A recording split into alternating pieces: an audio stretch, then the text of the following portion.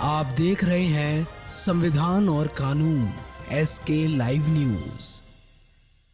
कैमूर जिले के चैनपुर प्रखंड पहुंचे कांग्रेस के सांसद प्रत्याशी मनोज राम, जिनका लोगों ने किया भव्य स्वागत। उन्होंने 1 दर्जन से ज्यादा गांव का किया दौरा, मांगा विजय श्री का आशीर्वाद।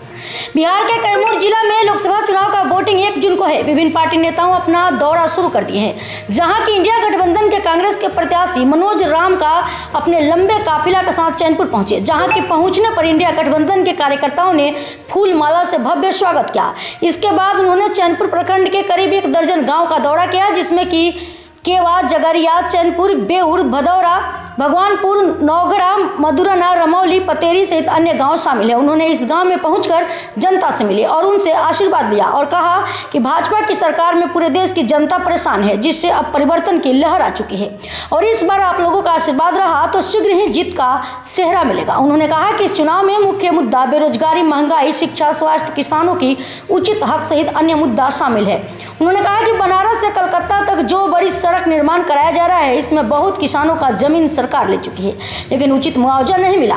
अगर हमारी सरकार बनती है कि उचित हक के साथ मुआवजा दिलाने का काम किया जाएगा और किसानों के फसल को सरकार औने पौने दाम में खरीदती है, लेकिन हमारी सरकार में इसका उचित दाम दिया जाएगा।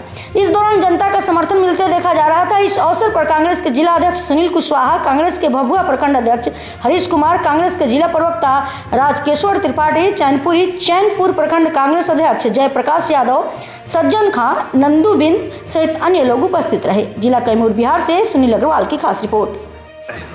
देखिए, मेरा मुद्दा है बेरोजगारी, मेरा मुद्दा है जो शिक्षा का बदहाल है वो, मेरा मुद्दा है स्वास्थ्य का जो दुर्दशा है वो, मेरा मुद्दा है गरीबी, महंगाई, मेरा मुद्दा है, आप सबको मालूम होना चाहिए, मैं आपके चैनल के माध्यम से बताना चाहता हूँ कि मेरा मुद्दा आज ग्रीनफील्ड हाईवे जो बन रहा है बनारस से लेकर के कलकत्ता तक, वो मुद्दा है कि हमारे किसान भाइयों को, ज़मींदाता को उसका जो वाजिब जो रेट है ज़मीन का वही मिलना चाहिए और उनका मांग जो है एकदम जायज़ है। हम उस मांग के साथ किसानों के साथ खड़े हैं और किसानों की लड़ाई में लड़ूंगा। किसानों का जो मैं एक चीज़ मैं और बताना चाहता हूँ कि ये जो एरिया है, बाबू जगजीवन राम जी जो हमारे महापुरुष हैं, माननीय बहन मीरा कुमार जी के कर कमलों के द्वारा ये जो सासाराम पार्लियामेंट धान का कटोरा बना और धान का कटोरा बना और यहाँ के जो किसान हैं बड़ी ही मेहनत से फसल उगाते हैं, लेकिन उनका जो फसल है औने पौने दाम में ले लिया जाता है। मुद्दा MSP है। हमारा मैनिफेस्टो में आप देखिएगा तो उसमें स्पष्ट लिखा गया है कि किसानों को हम लोग, जब हमारी सरकार बनती है 2024 में हम लोग बनेंगे और किसानों के साथ हम खड़े होंगे और उनका जो मांग है उसको हम लोग। अगर आपकी सरकार बनती है तो मंडी कानून लागू होगा एकदम। मैं आपको बता रहा हूँ, हमारे मैनिफेस्टो में कहा गया है कि किसानों को MSP के लिए हम लोग उनके साथ में खड़े हैं, खड़े रहेंगे और किसानों के लिए खून पसीना बहाना हो तो बहाएंगे। कुछ दिन पहले सर सोशल मीडिया पे एक अफवाह चल रहा था या साजिश था, आपके ऊपर एक आरोप था, क्या मामला? मैं एक बात बताऊं, मैं गरीब का बेटा हूं, अनाथ का बेटा हूं, इसी मिट्टी में पैदा हुआ बेटा हूं।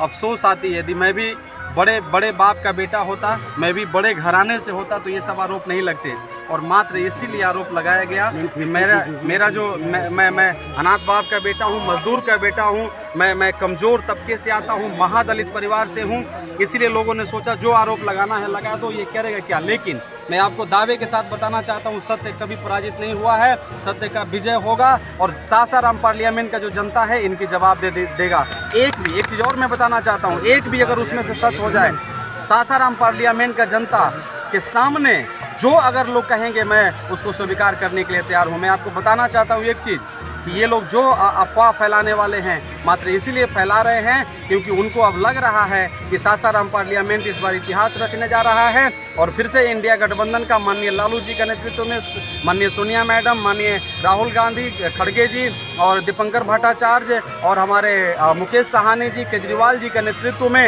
ये इस बार सासाराम पार्लियामेंट जीत करके हम लोग केंद्र में सरकार महागठबंधन जिंदाबाद।